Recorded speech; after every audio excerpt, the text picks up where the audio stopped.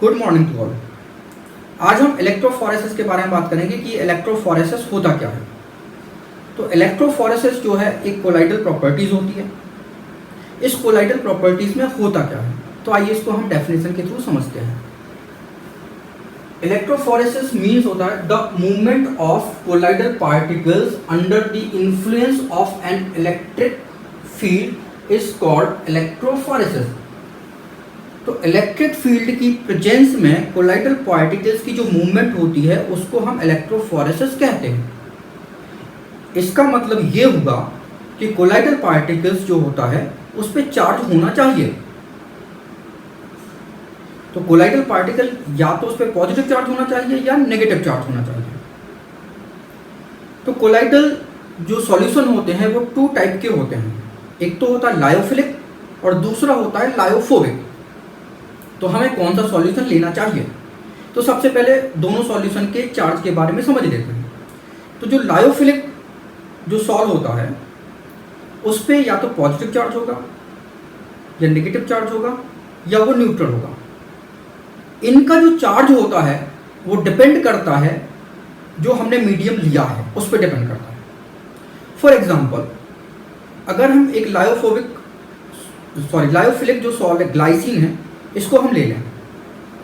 इसको अगर हम एसिडिक मीडियम में लेते हैं तो ये पॉजिटिवली चार्ज होता है, और अगर ग्लाइसिन को हम बेसिक मीडियम में लेते हैं तो वो नेगेटिवली चार्ज होता है।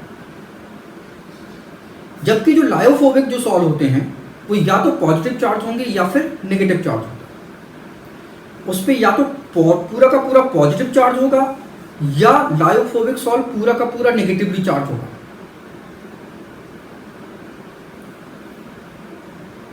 और एक बात और याद रखना, जो लायोफोबिक जो सॉल्ट होता है वो इलेक्ट्रिकली न्यूट्रल होता है।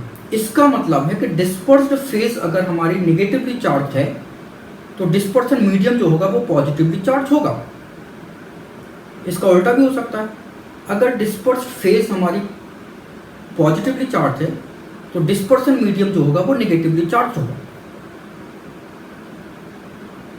तो हमें क्या करना है, सबसे पहले मीडियम के चार्ज को क्या करना है, बाहर करना है। तो हमारे पास जो ओरिजिनल सॉल्यूशन बनेगा वो कैसा होगा, प्योर फॉर्म में होगा। तो हमें मीडियम के चार्ज को हम कैसे बाहर कर सकते हैं, तो ये हम डायलिसिस के थ्रू कर सकते हैं। तो डायलिसिस में क्या होता है, एक बैग होता है उसमें हम कोलाइडल सॉल्यूशन को भर देते हैं और वाटर के अंदर लटका देते हैं। जो बैग होता है उसमें सेमी परमिएबल मेम्ब्रेन होती है। सेमी परमिएबल मेम्ब्रेन से क्या होता है कि आपका जो डिस्पर्सन मीडियम के पार्ट जो चार्ज होते हैं वो बाहर निकल जाते हैं। आयनिक इम्प्योरिटीज जो होती है वो बाहर निकल जाती है, प्योर कोलाइडल सॉल्यूशन बन जाएगा। फिर उस प्योर कोलाइडल सॉल्यूशन को हमें इस यूट्यूब में हमें ले लेना है। यूट्यूब में हमने ले लिया। तो आइए देखते हैं कि लायोफोबिक जो हमारा सॉल्व होता है उस पर कौन से सॉल्व पे पॉजिटिव चार्ज होगा और कौन से सॉल्व पे नेगेटिव चार्ज होता है। तो लायोफोबिक जो सॉल्व होता है, पॉजिटिव जो सॉल्व होता है वो मेटेलिक ऑक्साइड हो सकता है, टाइटेनियम ऑक्साइड, या हाइड्रेटेड मेटेलिक ऑक्साइड हो सकता है जैसे aluminium oxide XH2O, Fe2O3 XH2O, Cr2O3 XH2O, मतलब आयरन ऑक्साइड H2O और क्रोमियम ऑक्साइड XH2O। फिर सेकेंड टाइप का हो सकता है मेटलिक हाइड्रोक्साइड हो सकता है, ferric hydroxide, aluminium hydroxide, chromium hydroxide, या बेसिक डाई हो सकती है, ये मिथाइलिन ब्लू हो सकता है। नेगेटिव सॉल्ट कौन से हो सकते हैं, नेगेटिव सॉल्ट कोई मेटल हो सकता है, सिल्वर हो सकता है, गोल्ड हो सकता है, प्लेटिनम हो सकता है, कॉपर हो सकता है, मेटलिक सल्फाइड हो सकता है, आर्सेनिक सल्फाइड हो सकता है, एंटीमनी सल्फाइड हो सकता है, कैडमियम सल्फाइड हो सकता है, या फिर एसिडिक डाई हो सकती है, इओसिन या फिर कॉन्गो रेड हो सकता है। तो ये तो पॉजिटिव सॉल्ट है और ये नेगेटिव सॉल्ट है।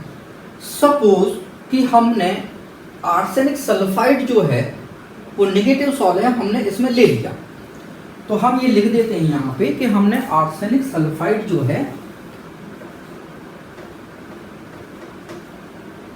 और ये क्या है, ये नेगेटिव सॉल्ट है। अब ये नेगेटिव सॉल्ट है तो इसका जो नेगेटिव चार्ज होगा कहाँ जाएगा, वो पॉजिटिव प्लेट की ओर जाएगा। अच्छा, यूट्यूब के बारे में बता देते हैं। यूट्यूब में हम क्या करते हैं, प्लेटिनम इलेक्ट्रोड लगा देते हैं। यूट्यूब के अंदर हम एक सॉल भर देते हैं, ठीक है, लायोफोबिक सॉल भरना है।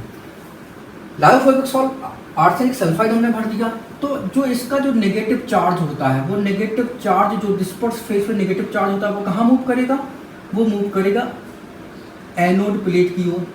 एनोड प्लेट की ओर जो मूवमेंट होगी, एनोड प्लेट की ओर मूवमेंट होगी, तो ये क्या होंगे, ये एनोड पे क्या होंगे, ये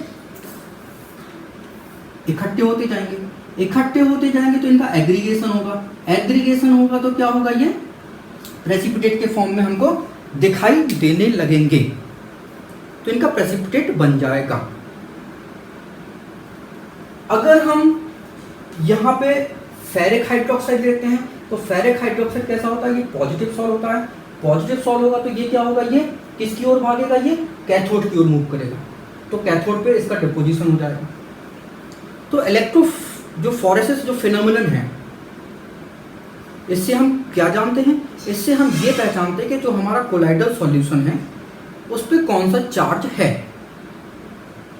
तो इलेक्ट्रोफोरेसिस में अगर जो हमारा डिस्पर्स्ड फेज जो है अगर पॉजिटिव चार्ज है तो वो कहाँ भागेगा, वो कैथोड की ओर मूव करेगा, तो इस फिनोमेनन को हम बोलते हैं कैटाफोरेसिस। अगर डिस्पर्स फेज हमारी नेगेटिवली चार्ज है तो particles move toward the anode, anode की ओर भागेगा, तो उसको हम एनाफोरेसिस कहते हैं। तो आर्सेनिक सल्फाइड कैसा होता है, नेगेटिव सॉल होता है, तो नेगेटिव सॉल होगा तो उसको हम क्या बोलेंगे, एनाफोरेसिस बोलेंगे।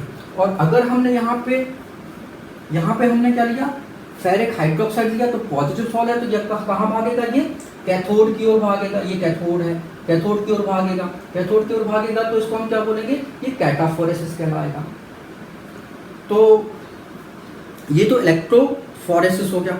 Thank you so much for watching this video. अगर आपको हमारी ये वीडियो अच्छा लगा है तो आप इसको प्लीज़ लाइक करें, इसको शेयर करें। अगर आपने हमारे चैनल को अभी तक सब्सक्राइब नहीं किया है तो इसको प्लीज़ सब्सक्राइब करें। Thank you once again for watching this video.